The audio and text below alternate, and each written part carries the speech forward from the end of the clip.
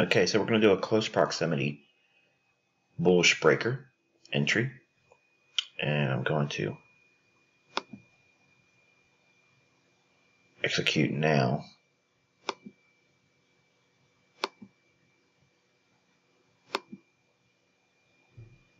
And we'll use stop loss of 55.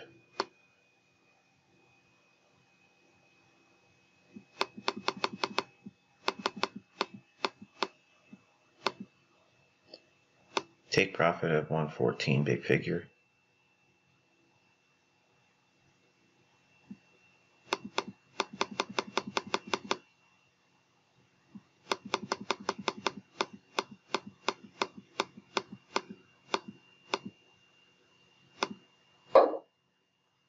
Okay.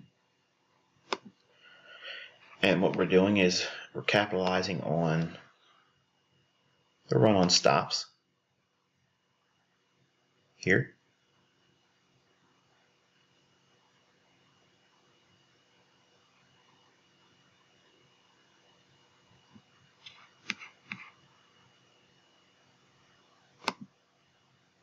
We're entering.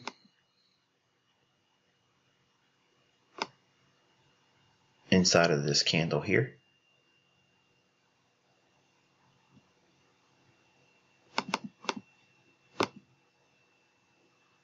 Shade that a different color. So in here, looking to go long with the expectation that we're going to clear out all of the liquidity above these highs. And if we do a 10 pip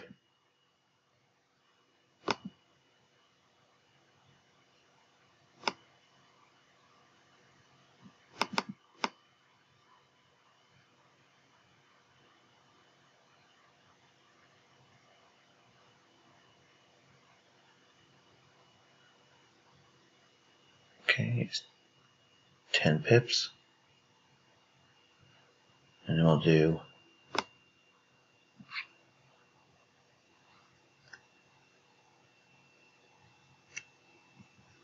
20 pip,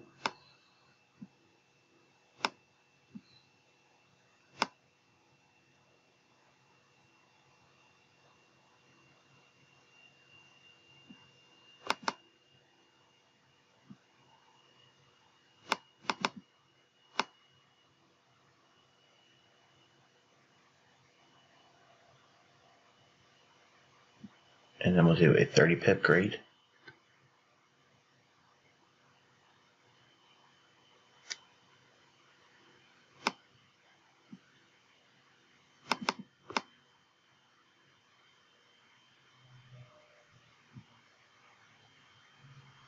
And we'll scrunch this down a little bit.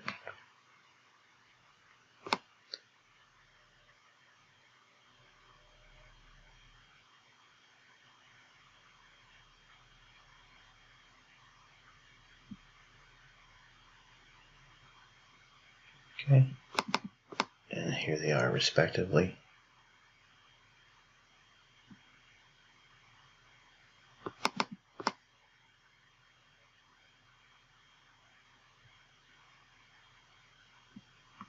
And the point of this exercise is we know there's a strong likelihood that we'll have a run on the liquidity above these highs.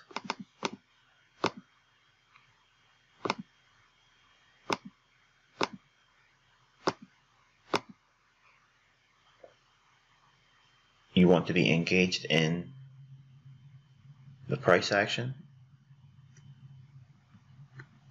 watching its sensitivity, its willingness to want to move above these highs, and you want to enter right in this candle. What this is going to do is it's going to teach you tolerance.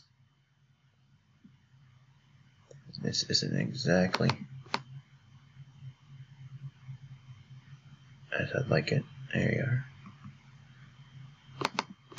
Bring that down there. All right, so we have stops in here. sell side liquidity.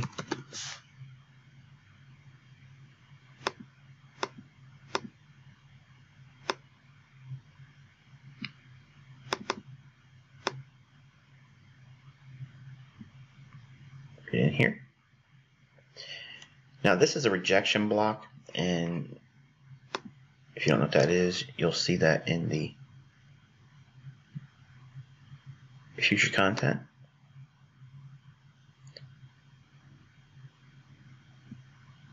Okay, so price trades into the block, hits it, runs, expands.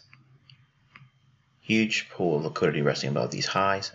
Again, we've mapped out the 10, 20 pip and 30 pip grade of stop sweeping we would expect in here. Okay, and I have my limit order to get out at the big figure and just ahead of 30 pips. Now, it could go more than that because there's been a decoupling of the euro and cable. I'll take a quick look at cable. You can see beautiful upside as we expected on this particular pair. Let's go out to an hourly chart. You can see a little bit more framework here. Okay, you can see that we have cleared an area of liquidity here. It continued on higher. We mentioned previously this week on Monday that we would see upside runs on liquidity. On the weekly chart, we said that we would probably see some inefficiency up here in the breaker be a factor. We have a really nice strong showing thus far for this week. The range is open at 28.50 with a high of 30.63. So we've seen over 200 pips of a move. Again, I mentioned that if you're going to trade this, you need to do it deleveraged. That means you're not going to be exposed to unnecessary risk. And our dollar index, we have a large liquidity pool here, relative equal lows. Multiple times trying to go higher, rejected that, so they're going to want to rebalance down here. We have two areas to concern ourselves with from a intraday basis. We have our buy side imbalance, sell side inefficiency here. And we have another one right in here.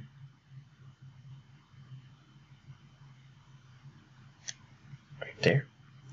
So we'll look for these to be traded into. Just as a point of additional reference, we're going to add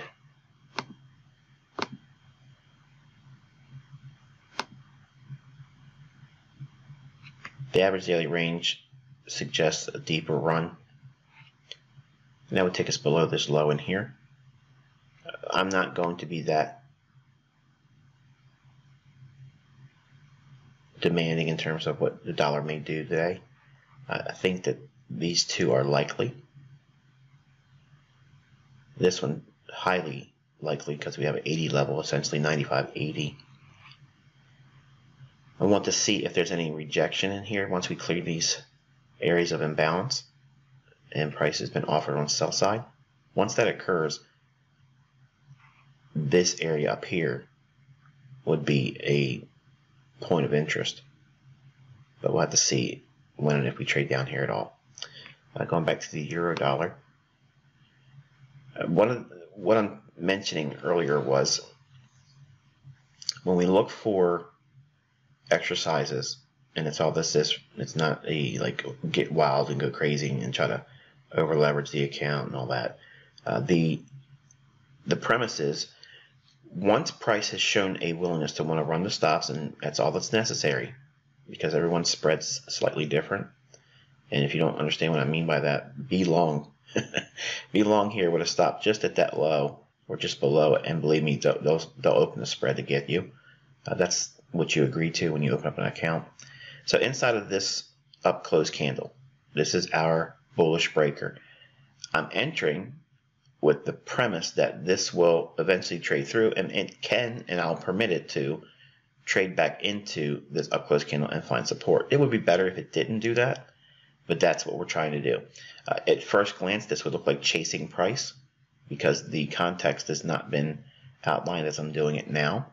It's relatively low in terms of risk. I mean, we're talking about very, very small, tiny little risk in terms of equity and also pips. It's less than 15 pips. I know it says negative 143, but they show it in pippets, so it'll give that additional digit. So it's less than 15 pips of a stop with the likelihood of making a run up to the big figure, which would be 30 pips or more, a little bit more than that.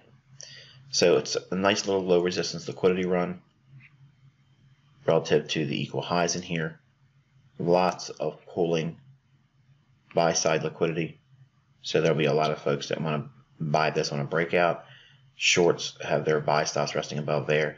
And again, we're close to the 113.80 institutional level up here as well. There'll be transactional order flow at that price point as well. And if we get that, we may expand up into 114 big figure. So again, what this exercise teaches is tolerance. That means sitting in a trade that has already started to move. Ideal entry is obviously down here, but we don't need that. We do not need that entry point. You need the context in the price. What is price likely to do? Now see, watching it in here, you may feel, if this was a live account or if you've executed yourself, you may feel some uncertainty or some apprehension in whether or not this thing's going to go higher or lower. You feel that, and that's what you need to do. You want to be practicing every single day, engaging with the things that you learn in the mentorship. The only way you're going to develop your eye and your experience is by doing it. And I can't transfer my experience to you. It has to be accumulated on your own. So while price is up here towards the top end of this range, the expectation is the open float is the buy side liquidity right above here. That's going to be tagged or reached into. Now, on the downside, how far can it retrace?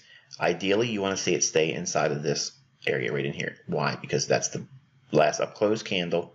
They sold into it here, ran stops.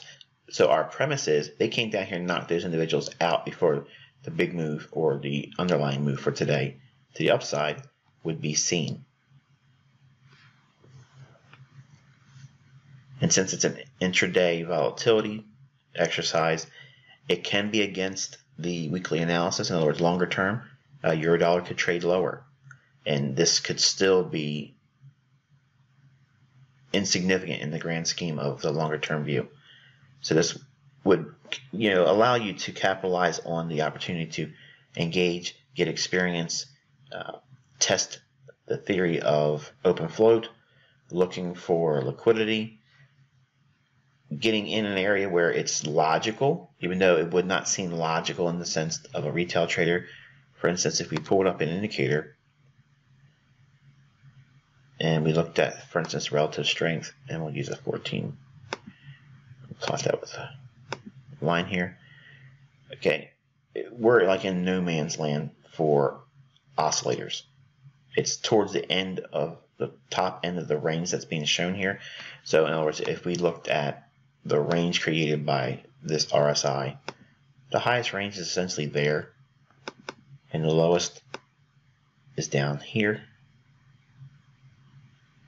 So that's your oscillating range. So we're above midpoint. So in essence, this would be deemed overbought, even though it's not technically at the 70.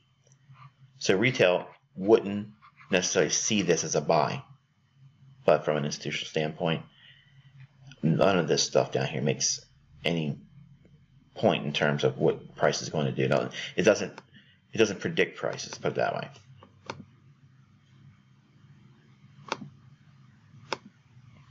So we're focusing on the order flow that would reside in here. They're building up more longs. I wouldn't be surprised if we see it shoot down and touch the bottom of the range. That would be permissible, but still upside expansion would be the intended outcome.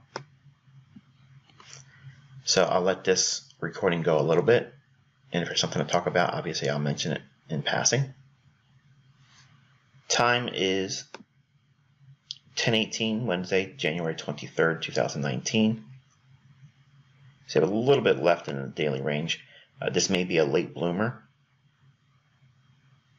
consolidation day, and again with the cable tearing to the upside like that, Eurodollar may want to make an attempt to rebalance and get in sync with it, since we've seen the consolidation effort on Eurodollar and the trending model that cable's in. Dollar index is yet to break out of its little range in here. Again, open float, the liquidity resting below these equal lows would send us into these areas. We've had 1, 2, 3, 4 times trying to trade higher. We broke down. We're in consolidation. I don't see that as a reversal, but I do suspect that we could seek this liquidity down here. And I'd like to see it come down here, pick these orders up, and then continue on the upside. So again, we'll go back and resume our observation on the Eurodollar. Now you would be wanting to log all of these feelings you have as we start to see it have a closer expansion down to the end of this candle's low. And you want to desensitize yourself by watching this. And you can see how quickly we're giving it all back. Again, this exercise is tolerance.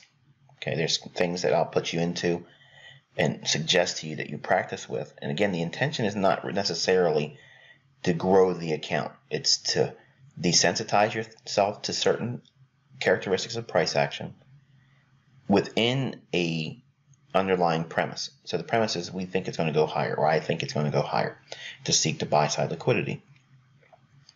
The trading against the entry, and we use the high end up here of the range, just outside of the bullish candle because of the spread. That's what's been shown here, but technically we're inside a candle. The fill is near the top end of the range, and we want to watch how price trades into the bottom of that candle and see if there's any sensitivity to that. If it does, it starts to show upward momentum, then we can start to look to reduce the stop. And again, you're building tolerance in price action that is against or opposed to your underlying entry, using the worst case scenario entry point, but still working within an underlying premise. All of these things will help build your model that will lead to precision, even though this isn't precision in the sense that look how tight the entry was to the actual lowest low and the exit being near the highest high. That's not the premise of this exercise. What you're teaching yourself is to be completely void of any emotion. You're not worrying about whether or not it's going to trade outside that range. You want to see how many times it does this. Okay, by doing exercises like this, there's many opportunities. This is a 15-minute chart. You can do it on a 5-minute chart. You can do it on 1-minute charts several times a day. There's across the majors. You can do Eurodollar, cable, Aussie dollar, New Zealand dollar, dollar CAD, dollar yen. Since I hate that pair. The exercise can be done several times a day. All you're doing is looking for where the open float is above the marketplace, what liquidity would rest above that, and what liquidity would be resting below the marketplace. And you want to try to get in at the worst entry point and then watch it, study it.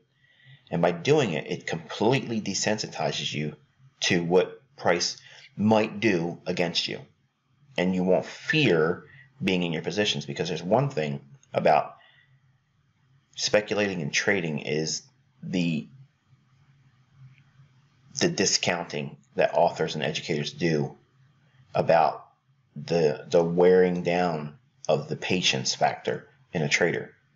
And the reason why is because most of them aren't real profitable traders, and they don't have an arsenal, if you will, of exercises to help teach students or teach traders that have yet to find consistency how to overcome that battlefield in your mind, because that's where 90% of this is going to come from. Your ability to stay with a trade idea, because anyone could quickly look at a chart and think, well, okay, it's going to go up, it's going to go down. Okay, that's fine. That's assuming that we've done the same thing here. We think it's going to go higher. We're on the buy side liquidity. It can go 30 pips, but we're going to try to take something off at 10, at 20, and ultimately see if we can get to that upside objective for a full haul at 30 pips. If we get the movement contained inside that single candle and the exercise pans out to hit the 30 pip run on liquidity, what that'll give you is experience, number one, to trust the fact that breakers are in fact a valid phenomenon in price action, and that the algorithm measures the specific price points defined by the last up close candle, its high and low, in context with time and price, which is what we've shown here. We're near the end of the day, so it didn't find its way lower. We did stop out anyone that was long in here, so we had a double run on these stops here and in here. We've essentially traded into the mean threshold of this series of down close candles. Okay, we had this run here, we had this run to it again, we had this one more run lower, and we rejected it, came back in here, and now we're staying inside of this trading range right in here. So if we were to look at, say, a 5-minute chart with this same price action defined in here, this would not look like a buy to anyone outside of our circle, outside the mentorship. They would not see this as a buy, but yet it is. Now, while you're watching price action, and we're towards the low end of this range in here, when we're trading down to this price point here, or even here, this would be an area, okay, this would be a better entry point. We could be entering a long here at 113.65, and again, the same stop would be here, and it would be a lower amount of risk, or lesser amount of risk, than the initial entry up here. And you make little notations in your study journal, or do it with your notepad at the time, and then you transfer those notes. Since we're only doing it in bullet point format, we're not doing essays, we're not doing real long paragraphs explaining things. Time, when certain things are occurring, like right now at 10:29, 10:30, we observed that price is still being contained in the 15-minute bullish breaker. Price came down towards the end of that range. Again, the range is the low, that 15-minute candle. We came back down, traded into some down close candles. Didn't get to the bodies, but we did trade down into them. So it's picking up more orders. We're not worrying about whether it's going to break out of the range. We're studying, does it have the ability to stay in the range and not go outside of it, and yet still find more orders to push it outside to the upside above here. So we have created another liquidity pool with these equal highs. Even though these slightly little equal highs here have essentially been ran, the larger context is that we've already, on a 15-minute basis, because now what's subordinate in terms of price? Is the 5-minute subordinate to a 15-minute, or a 15-minute subordinate to a 5? The higher the time frame, the parent role is assumed, and subordination is on the lesser time frame. So if we can see and define that there's a large liquidity pool here on a 15-minute time frame, it doesn't matter so much that we have a 5-minute liquidity pool here with equal highs that has already been ran. That's fine. The context now has been added that we have a breaker here. This low has been tagged. We ran up. We're inside of this range. So we're growing in our tolerance. That's the nature of this exercise. It builds tolerance in your psyche and your mindset by watching price. When price is having its wicking formation here, even if you bought up here, or if you have a position that you entered into, it doesn't necessarily need to be the worst case scenario like we're forcing ourselves to do here. It could be a relatively good entry, but you still have some drawdown away from that entry. the common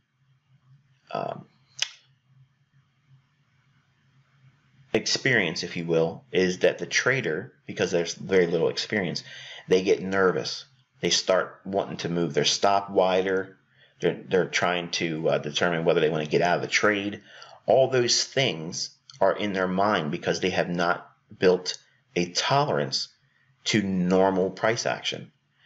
The reason why their sensitivity is so high and they have a lack of tolerance and an intolerance to adverse price action is because most of the time they're over leveraging their account. Because the over leveraging factor is at play, the amount of pain that is being experienced is being basically translated to how much money am I going to lose here versus price should stay within this defined dealing range with its last up close candle here. That is our 15-minute dealing range. That's all we're doing is we're dealing inside this 15-minute dealing range. So again, going back to that 5-minute chart, we came back down into some down close candles. So I teach institutional order flow. This is what you would expect to see. Now, if we go down to a 1-minute chart, we're going to look inside this area right in here, and it's highlighted before we do so.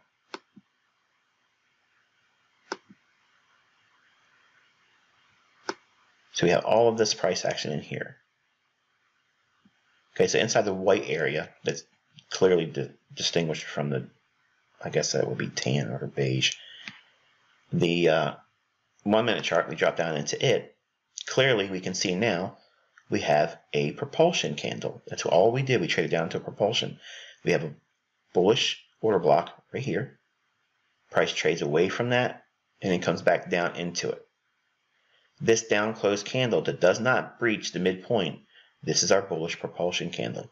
When we see that, price trades back down into it again. You should never see price trade down through the mean threshold of a propulsion candle. That's what we see here, price respecting above the 50% level of that. And we came back down and hit it again. All we did was use reclaimed order block theory right here with the context that this whole price move here, and this right here, again, this is even better. Watching the 1-minute chart, we could see it trade down to this down close candle here, and that would be normal. There's nothing wrong with this idea of price action moving to this price point right here.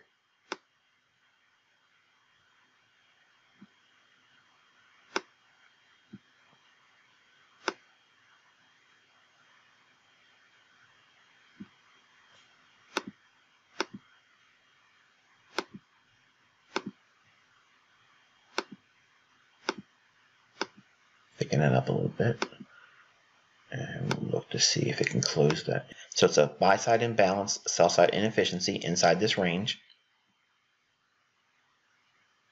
So we'll watch to see. It doesn't have to do this. It's better if it leaves it because that would be a breakaway gap. Okay, so we want to see price stay above this basically, and it's also essentially equilibrium of the range that we defined with that 15-minute bullish breaker.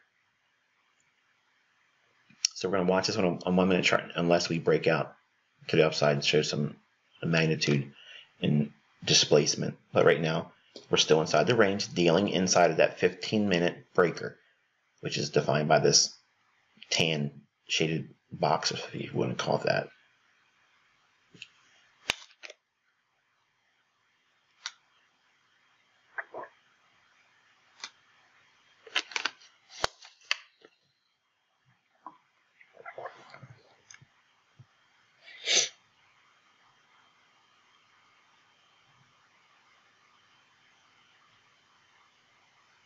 Now, this exercise, again, it builds tolerance, it builds patience, because once you put your trade on, who's in control after that? The market is. So you have to submit to the time required for your trade to either move to your target or run to your stop. One of those two scenarios is going to happen. You don't know for certain which one it's going to be, but you have to build tolerance to that amount of time, and you also have to build tolerance with adverse price action. So the best case scenario for entry is not necessarily the optimal training point for that exercise. You have to get in the move towards its last piece of where, I guess, in In a sense, yes. Well, okay, let's agree on this. Buying it here is chasing price if you don't use the context of what we're doing here, which we're doing an exercise. Everything that I'm teaching is promoting the idea of allowing yourself with the right trade idea and direction, because most of you, if you've traded at any time length at all, you have been in winning trades before, but you've gotten shaken out of it. And this is one of those skill sets that you develop by doing this very exercise right here. And this is what you get. So now we can move our stop up.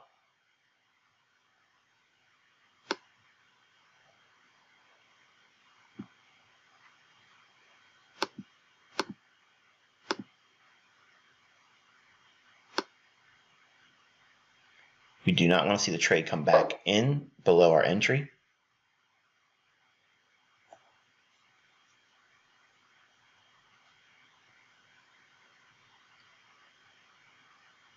So we've done a profitable exercise here. We've shown the effects of what institutional order flow will do with proper context and price action, understanding the daily range, understanding how the orders will be picked up, and then defining parameters what would be intolerable. Like, in other words, we didn't want to see it trade back below here, but we were allowing it to do so. So it could trade down to that price point, that's fine, but anything below that would be not so welcome. So I'm going to watch to see if we can hit that 25, and if we do, I'll take something off there.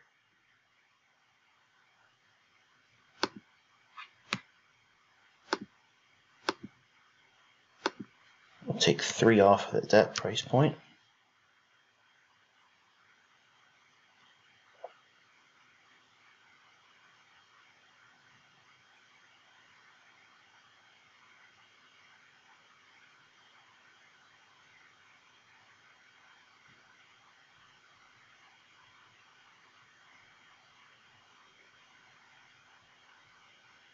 Okay, so we traded to the 113.80 institutional level. So we can bounce around in here, let them collect more orders. Again, there's going to be a lot of transactional orders that come around those levels, institutional 80s, 50s, and 20s, and 00 full figure levels. So when we trade to those price points, it's normal for it to sit there and gyrate back and forth a little bit in here because it's collecting orders. They want to, like, the algorithm allows, not all the time, but generally when it trades to it, it allows time for transactions to come in and build more order flow, and then you'll see it expand up to the next level, either the big figure and maybe you trade through it. So I didn't mention it when we did the outline for the framework for this trade, but if we trade to the big figure, what does that bring into the mix? Again, another 30 pips sweep higher. So this idea, even though it's an exercise, you could manage this to the point where, okay, you want to take something off when it goes to 30 pips, or you can open your take profit. Now notice what I'm saying here. I'm not opening our stops for wider risk. I'm opening up the potential to collect more targeting or upside potential because we're factoring in the likelihood of trading to the big figure 114.00. So all these things are profitable endeavors for you if you do the exercises, but I can't do them for you. The benefit comes by you actually engaging with it. Let me take something out here. Okay, so we have funded the trade. There's 0 opportunity for this thing to show us a negative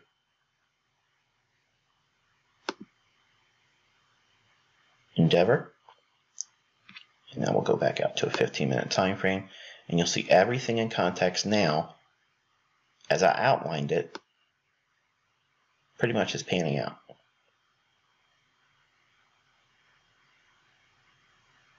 So it's not a matter of, initially when you first learn from me, it's not, okay, you teach precision concepts, so therefore get me in at the lowest low so I can have a 5 pip stop loss and a 1,000 pip take profit. You know, and that's exaggeration, I know, but nonetheless, precision comes by doing what I'm teaching you here. You have to get past these psychological barriers, which are going to be, number one, impatience, And this is what we're teaching here today. And you have to overcome intolerance. See, you come into this business with a level of intolerance that you really don't know that you have, because you think that if you watch a video of mine or watch someone else teach something, maybe you bought a book or you bought some courses or whatever, or someone's actually sitting down with you and trying to teach you something, that may not be that their system is bad or their method is bad. Even outside of what we're teaching here from my content, they may have a sound approach. I'm not judging that. But what that teacher or that mentor may be lacking in their experience as a teacher or educator, there's certain factors that the human mind builds in as barriers. And those barriers are, number one, again, the first one on the list is patience. You have to be patient. If you're not patient, you're not going to be able to do this. It's as simple as that. Now, if you're impatient right now, that's fine. Those things can be overcome. They're not roadblocks in a sense, okay, or iron walls that are before you. They're just simply speed bumps that you either have to, number one, identify that you have that issue, and everyone has. When you first start, everyone has impatience because you don't know what you're trying to do. You don't know what you're looking to get to as far as an objective. You just want to make money. Okay, that's what this is all about. You're here because you want to learn how to make money. And I told you when you signed up, I'm not teaching you how to make money. I'm teaching you how to read price action. Now, what you do with this information may translate, and I'm going to press that again, it may translate into you making money if you do these things with a live account with your own decision making, not me telling you what to do. But I can tell you this, you will not make money consistently if you don't overcome the mental barriers that traders invariably have coming into this. Because you're uncertain about what you're doing. You don't know what you're looking for. No one teaches this level of price delivery nowhere. They don't teach the dynamics of it. They don't teach you the components of when the markets should move, why it should move, and where it should never go outside of. I can create an idea on building a model that you specifically and uniquely have yourself. But you have to do these exercises, because if you don't do them, number one, you're not going to have faith in what you're studying. If you don't have any faith in it, obviously what's going to happen? You're not going to stick with it. So there's going to be days when you do these exercises where the price will move outside of the range and it's going to be viewed initially right away, this is unprofitable, this is a waste of my time. No, because trading is not 100%. I don't trade with a 100% accuracy, even though I've showed months of it on Twitter with one single account over and over and over again. That's my best time of the year. That's all that was, and it was scalping. And many of the things that I did in that account is what I just showed you here. I outlined it before the fact, told you what we were expecting to see, the framework. That quickly, that's all it takes for me to look at the chart and right away know where the open float is, what they're going to target, and it gives me a context of the market. So now I have a premise, an underlying premise of what the market may do. I don't need the excellent, perfect entry point. I don't need that. And that's what I want to teach, especially because we have a large influx of new traders and new students coming in. We don't need the best entry point to have a positive experience in learning. And also, if this were a profitable, if it was a live trade, obviously no one could argue that this would be positive, because we've seen price action move in our intended direction. The downside was completely capped in terms of modesty. There was very, very little drawdown from the point of entry and to where we took our first profit. Notice the sudden movement to liquidity in here. That's reasonable, that's expected, and we're trading around that 80 level. We're just above the 80 level. So again, that same element of holding around that same level. Right now, if this were a live trade, you probably would be thinking, man, do I get out of this trade? Do I hold on to it? What do I do? I've already taken first profit. I've moved my stop to no loss. In other words, we're positive 1 pip. We can't, let's be honest, it can do anything it wants. It can gap down here for real, and it would still disregard the stop. But we have done everything in our human capabilities, okay, within reason, on how to control the risk. But the risk is always there. If you're in the trade, whether you have a stop loss in it or not, you have inherent risk. It's there. The stop loss is your only shield. This exercise teaches you, even if we get the worst case entry point, top of the range, it's not chasing price if we incorporate context. It's not retail trading, because we've understood with a great deal of detail, at least I've made an attempt to do so here, to outline what the market is going to do, why it's going to do what it's going to do, and why it should trade a specific characteristic or style within a predetermined range.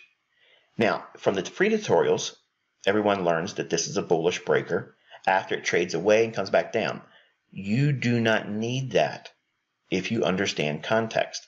We can enter before everyone else is going to wait for that retracement after it trades down. Sometimes that works, sometimes it doesn't. And again, if price trades back down into this, that would be permissible. But at the time of the day, notice what I'm saying now, this is important. The time of the day is really into London close. So I do not want to see price trade back down to this level here, because the likelihood of it coming back down here, and then at the time of day we're at now, to see another level of expansion to clear all this range again and go higher, it's less likely to do it. So we're towards the end of the battery life, if you will, for this particular daily range. So they're going to want to hold it up here, or just continuously press a little bit deeper and maybe attempt to get to that 114 as we go into noon time, New York. All these things come by way of experience, and you cannot learn them and understand them and fully appreciate them until you do these exercises. Every single trading day, I do these exercises, whether I'm executing or if I'm in my head saying, okay, I would do this, I would do that, and I make a little scratch notation on my phone, or I make a little scratch notation on a piece of paper, that I'm sitting next to while I'm doing other things around the house. I may be answering emails with other folks in the mentorship or even free members. If I look at the chart and see something, I immediately write down what I think. Basically, what I just showed you here, and I'm talking a lot because you have to learn what I already understand about why I'm doing it. But you're not having to do all this mental acrobatics when you do the exercise. It's as simple as what I just outlined. But I'm giving you the things you're going to encounter from a psychological standpoint, the impatience of when is it going to move out of this range? When is it going to move in my favor? Oh, it's pulling back against me. It shouldn't do that. I should get out of my trade. And many times traders, if you're in a trade, you'll drop down to these lower time frames and you start seeing this was my entry and it's trading all the way down here. Man, it's going to keep going down. And what do? You bail out right there. And then you see this move, and that's demoralizing. Let me tell you something. In the 90s, I did that a lot. That happened to me a lot. It shook me out of the trade because I didn't have a built-in tolerance to adverse price action. You have to have these skill sets in your development. If you do not have them, or if your educators or gurus or teachers do not teach these things, you're not learning how to trade. You're not. You're guessing. You're being taught how to guess. And I don't teach guessing. I teach statistical probabilities within a reasonable context of time and price theory. And it's an algorithmic perspective that is proven every single week. Every single time I sit down and explain something over the chart, it pans out to script. So either I'm controlling price, and my hand to God right now, I'm not controlling price. I get a lot of people, they'll make comments and such thinking that I'm doing that. I don't have any physical control over price. I can't do that. But I can read what price may likely do. Just like we did here. We outlined why it should pause and hang around this price level and then resume going higher. That's a reasonable expectation based on what I teach you in the mentorship. This is real institutional order flow. There's no volume profiling thing over here. There's none of that stuff necessary. None of that's necessary. You don't see any charts in here. Only thing I'm drawing is a horizontal line and a range highlighted with a box to show you context. What's inside this box? Okay, what am I considering? What's inside that? Well, that's a dealing range, a 15-minute breaker. So we can see it trade back down inside that range and still be going higher. But if it's going to go down inside that defined shaded area, what is it going down for? Well, we've already arrived at that. We have a bullish order block, then we have a propulsion candle. Propulsion candle rules are we can't go below 50% of that. It's a here. We dip into it right here one more time, reclaim bullish order block, bang, takes off. We've defined an area right here. And right at this moment when we defined that, we could have really essentially moved the stop up a little bit from there. But because I'm trying to teach you as the market is doing what it's doing and show you that I absolutely know what I'm talking about, I have very little time many times to try to get my point across before the market does, before I have it in my mind to tell you what it should do. I have to make sure I get it out. So it's a very dynamic way of teaching, obviously, but you would expect that from someone with a braggadocious attitude like I do. I know what I'm talking about. I know what the markets are going to do. I already know what you want to know. I know those things. And I do these things just to, one more time, to slow your roll, calm you down, make you understand that you're in good hands. I didn't just start doing this.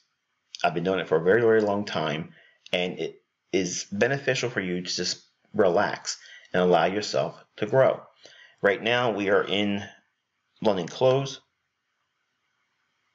Essentially, this is like the take profit time of the day. In here, we really don't want to see it give up anything. Like below here, it could run those as a stop run, and I'd like to see it continue there. But again, so late in the day, probably wouldn't be that energetic once we take these lows here. So in other words, everyone else is taking their stop loss and jammed it right underneath that low. That's not, in my opinion, where they should have moved their stop. We have removed the tendency to want to move our stop up like that because we've taken first profit. So the exercise is I'm building tolerance to being in the trade, even though it's not moving in my favor right now, and I know that it could potentially run these stops, and we do have a void in here, but because of time of day, I don't think that it's likely to sell off that much to come back down to that level. They're going to want to try to keep it near the high of the day. What is that? That is power 3. So power 3 components coupled with the actual time of day and what has been shown in price delivery here, we're inside of this large liquidity pool. If we zoom out a little bit, again, we're well above these equal highs and above these equal highs. All this price action in here, this is not, in my opinion, a sell signal for it to come down here before like 1 o'clock today. In other words, in the next 2 hours, I don't reasonably expect it to be down here. Now, can it do it? Absolutely it can. But because it happens outside of the time frame that I'm in the marketplace, it's insignificant to me. So when we operate with elements of like defining our daily range and working within the context of entering, as long as we have time before London close, and then or true day, which again is taught in the mentorship, those boundary points in terms of time, who cares if this fills in later on after 1 o'clock in the afternoon New York time? It doesn't make any difference to me, because all I'm trying to do is capitalize being from here up in here. And watch it. We'll see if we can get that. We're on here and see if it wants to maintain that range. If we look at what we also have another smaller little dealing range. So we have this low to this high. So this is our present dealing range. All we're doing right now is trading at the equilibrium price point of that.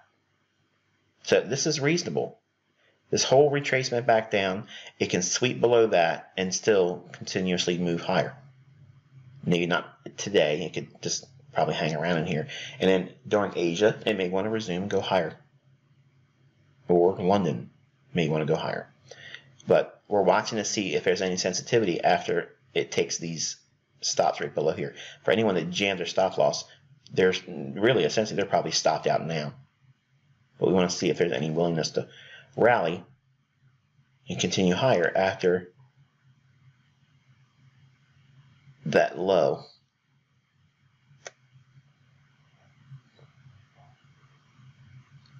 Okay, so we don't need this level anymore. It's expired.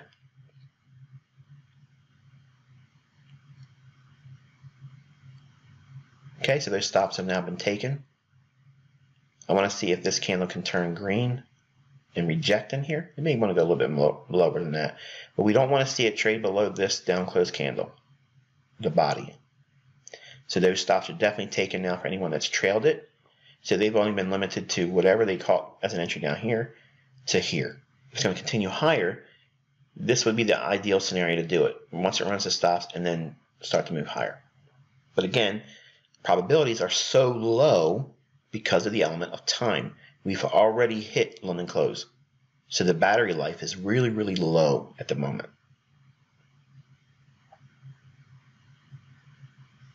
Okay, so we traded through this bullish order block in here. Not good. We traded through the body of that. So this could now give up all that range. In this instance, I'm going to bail because I don't want to see any of that range close in because the probabilities are now so slanted against me. I save the full stop out. I have data to work within. I'm not concerned whether or not I'm making money or losing very little. The outcome is what I wanted to see. I wanted to see the dealing range in here, support price. I wanted to see price move to the upside, run into the open float buy side liquidity as outlined on the 15-minute time frame. We reached up into a level of the institutional 80. We spent some time around in there. We traded back down to the bottom end of that new dealing range. And we'll see if it wants to stay in this range or come all the way back down and close in this buy side imbalance, sell side inefficiency. But because of time, and the time is at the moment basically 11 o'clock. So that's London close for me. It's like the heart of when you want to be out, but you obviously want to look for price points to reach into going into this hour between 10 o'clock and noon New York time. That is your profit-taking window, if you will. So back out to a 15-minute time frame. This is what we have. All the elements that were shown beforehand. We didn't get the 20 pip sweep or the 30 pip grade sweep. It could still do it. It may take a little bit longer time because Euro's really been held in consolidation. If we take a quick gander over at the cable, you can see that it has topped out for the day. And Euro made an attempt to get up there and try to close some of that gap between its performance relative to the British pound. Dollar index, wouldn't you know it, we traded back down into this fair value gaps, as outlined here. And everything for this exercise pretty much panned out in a profitable sense for your learning. So we have, this is a new demo account I'm testing through. Ava Trades, I think is what it's called. Come on. So there's that. Not over leveraging, obviously. It may have seemed like it because I put 5 lots on, but relative to the equity base, it's nothing. It's very insignificant in terms of risk. But not many people can say they would make this much money in one single day in less than an hour's time. So we had dollar reach down into our fair value gaps. We had buy side imbalance, sell side inefficiencies denoted perfectly beforehand. I told you why it should go down there, and I also told you why the euro should go up to where it went to. It did not go to our second target. It's not necessary to go to our second target. Those targets are incremental. Okay, they are going to be subsequent to a previous level being reached. So we had our level 1. We hit it. I took profit. I took the bulk of it. Now notice what I did. I had 5 standard lots on, and I took 3 off at the first target. Why did I do that? Because we had very little time relative to London close time parameters. Now, if this would have been, for instance, 8 o'clock in the morning or 8:30 in the morning when it started to surge up like that, I would have not taken as much as I did. I would have just taken off one standard lot, left 4 on, try to reach for the second one, because we would have more time of the day to see these other objectives be met. But because we had very little time left in the daily range relative to London close, again using the kill zones in context, it allows us to frame out protocols. Now, you need not do what I just did. You may want to say, well, I'm just going to take off half, and then I'll half it again. And that's fine. There's nothing wrong with that. There's no, this is the best way of doing it. It's going to be a matter of your personal risk tolerance and what you feel comfortable doing. As long as you're taking off something at a logical level that you had a predetermined notion on it being an objective, and you execute on that, that's where consistency is birthed. You find consistency by doing that. Now, over time, you will feel less likely to want to take partial profits because you'll feel more confident that a specific level will be reached. Even though initially when you look at the setup, you'll say, okay, well, this is where I would used to take a first profit, but I'm fairly confident it's going to go to level 2 target. So you wouldn't take that first partial profit. You just sit there and you wait. And then that in itself is going to have a tolerance level that is needed, and you get that by doing what we're doing here. So the way you take this exercise and you build on it is, if you have multiple targets, try to hold the trade beyond first target. Don't take first profit. Reduce the risk, but don't take first profit, and then try to reach for the level 2 targets. And once you do that for a little while and you build experience doing that, then do the same thing for level 3 targets. Reduce the risk and then hold out for your third target. Again, the expectation is it's not going to always do it, but you're building a tolerance to the effects of being in the trade, engaging with price action, watching it move and breathe. Once it's doing what it's doing after you enter the trade, that's where the real work is. You're all thinking it's the hard part before you enter the trade. Where is it going? Where should I put my stop loss? How much should I buy or sell? When's a good entry? What should I be doing before the trade? You're worried about all that. And I'm telling you that that's the easy part of it. The hard part is what I'm showing you here. This is where the rubber meets the road, they say. You have to have experience. You got to know what to expect because you've been involved in it multiple times in similar conditions. If you don't have that, it's going to be very hard for you, and you're going to struggle mentally, and you're going to get out of trades that are really still good. There's nothing wrong with this move here as we outlined it. And I'm going to show you again with the tracers. We'll put them on the chart.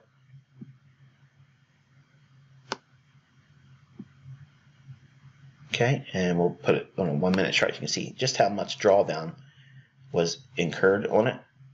Let me take this away and we'll maximize the chart so you can see it in perspective. So we used the top end of the bullish breaker to enter right on this candle here. And then we had drawdown to that price point here. So not even, what was that? Let's do it with a trend line here. So our entry was here.